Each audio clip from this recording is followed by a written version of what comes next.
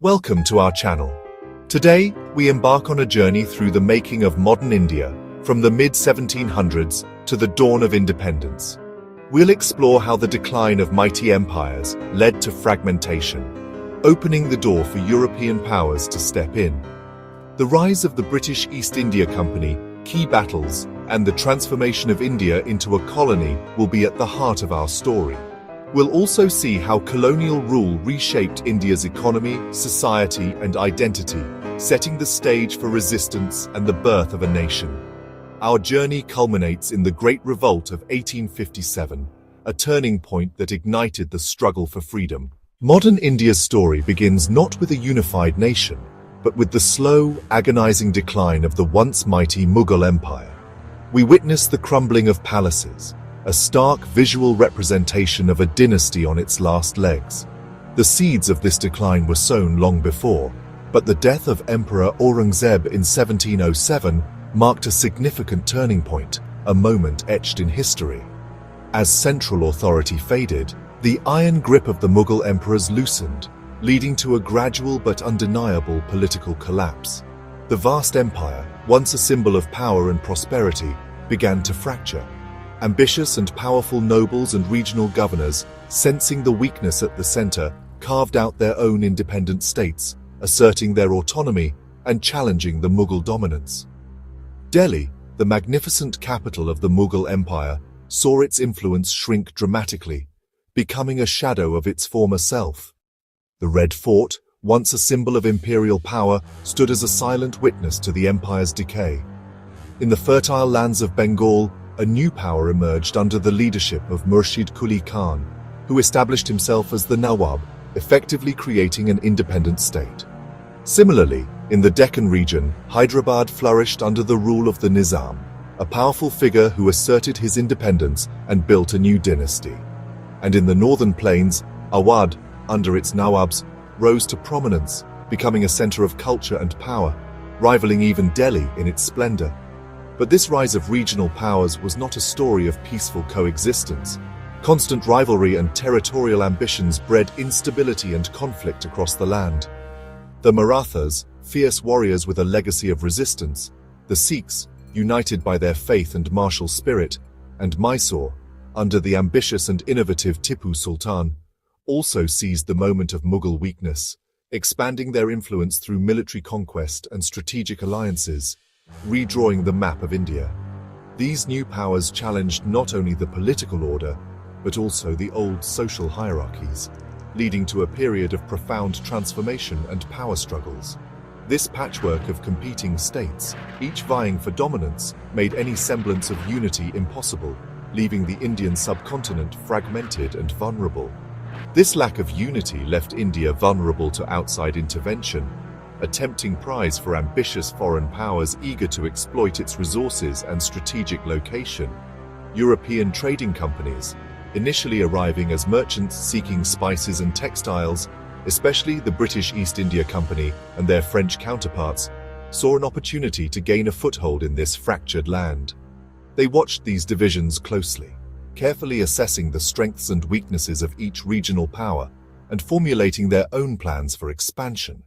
They skillfully exploited the existing rivalries, fueling conflicts, and playing one power against another in a classic strategy of divide and rule. They offered military support, advanced weaponry, and lucrative trade agreements in exchange for trading privileges, territorial concessions, and political influence.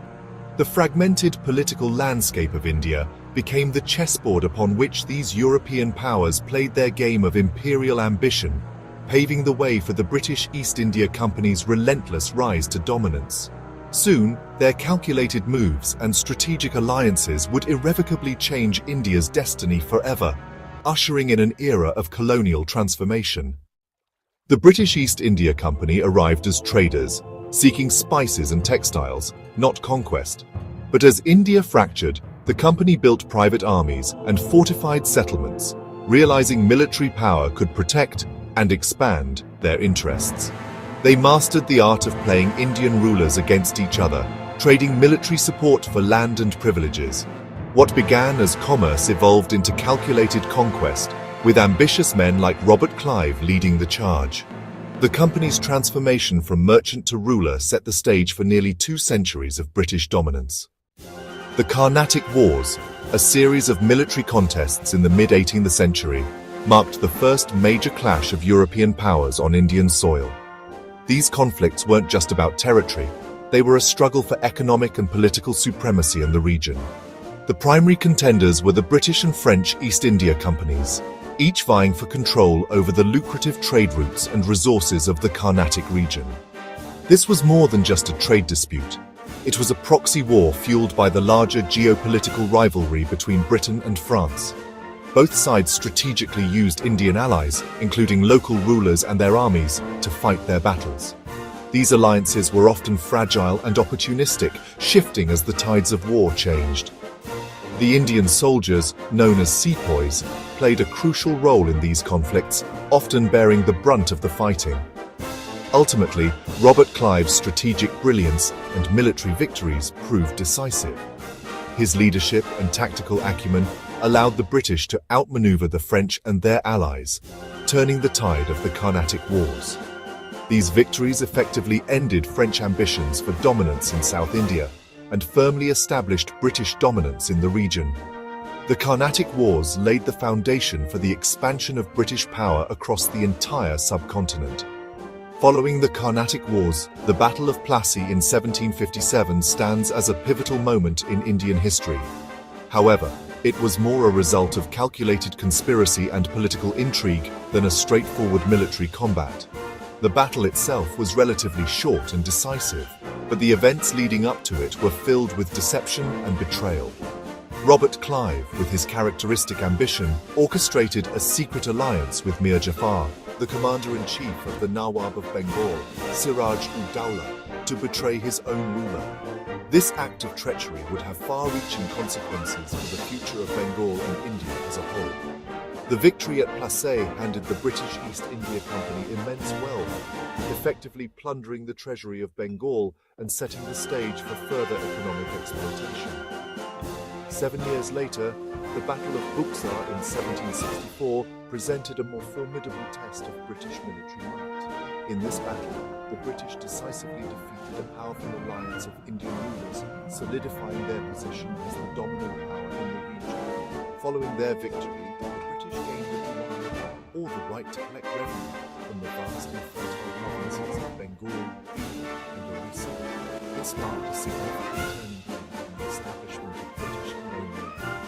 These victories provided the East India Company with unprecedented financial muscle, allowing them to build a powerful army and exert administrative control, all while gaining legal legitimacy through treaties and agreements.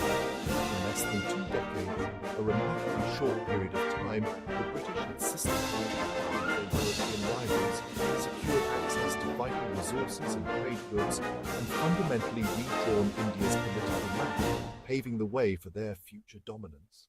The fate of the Indian subcontinent was effectively sealed through a calculated combination of military strategies, superior firepower, and the exploitation of divisions among Indian rulers.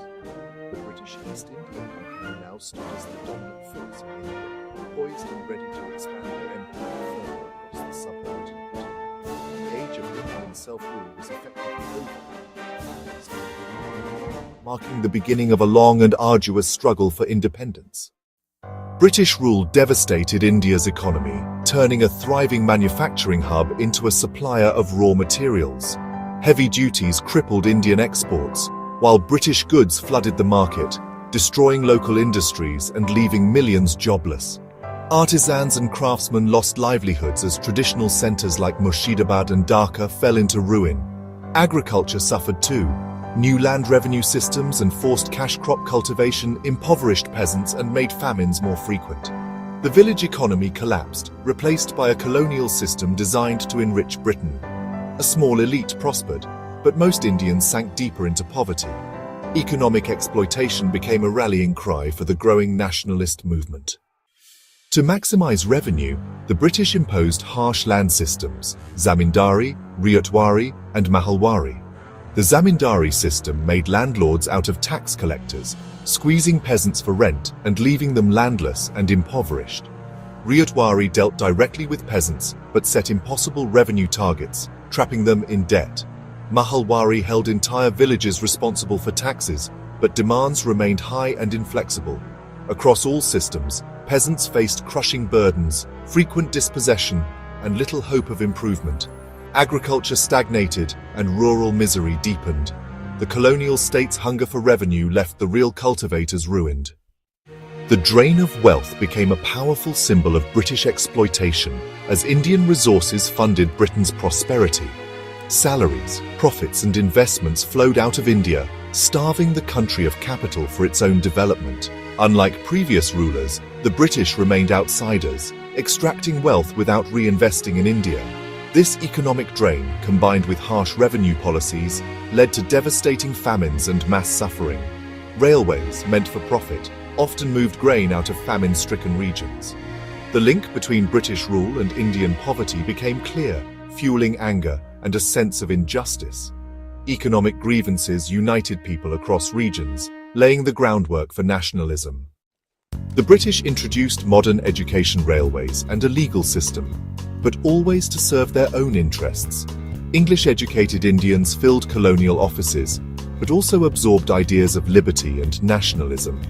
Railways connected the subcontinent, moving troops and goods, but also brought Indians together and broke down regional barriers.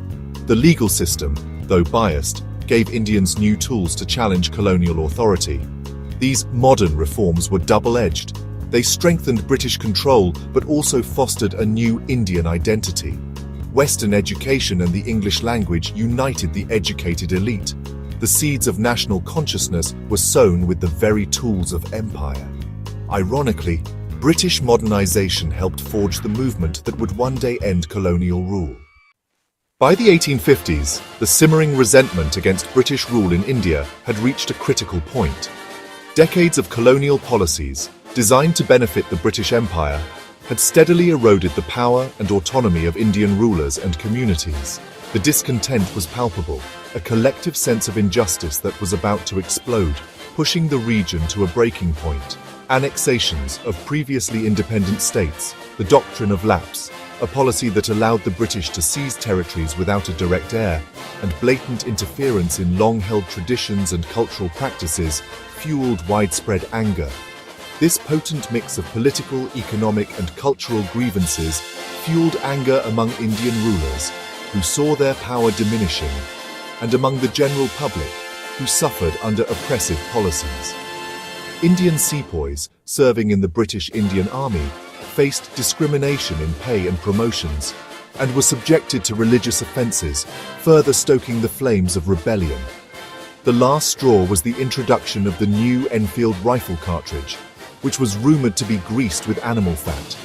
This sparked outrage among both Hindu and Muslim sepoys, who considered it a grave religious insult. The revolt began in Meerut, a major military cantonment, and spread rapidly across northern India, igniting a widespread uprising against British authority. It united peasants, burdened by heavy taxation and land policies, artisans, whose traditional industries were decimated by British imports, and dispossessed leaders who had lost their power and territories to the expanding British Empire. Prominent figures like Rani Lakshmibai of Jhansi and Nana Sahib played pivotal roles in leading the rebellion. Though the revolt was ultimately crushed by the superior military might of the British, the uprising shattered the myth of British invincibility and exposed the vulnerabilities of colonial rule. It marked the first major united challenge to colonial rule, demonstrating the potential for collective resistance against foreign domination.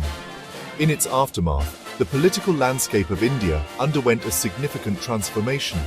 The British Crown took direct control of India, assuming responsibility for governing the country. This ended the era of the East India Company rule, which had been in place for over a century. The Great Revolt of 1857 laid the foundation for future movements, serving as a crucial catalyst for India's organized freedom struggle in the decades that followed. The dream of complete independence from British rule was forged in the crucible of the revolt, born in the fires of 1857. Thank you for joining us on this journey through a pivotal moment in history.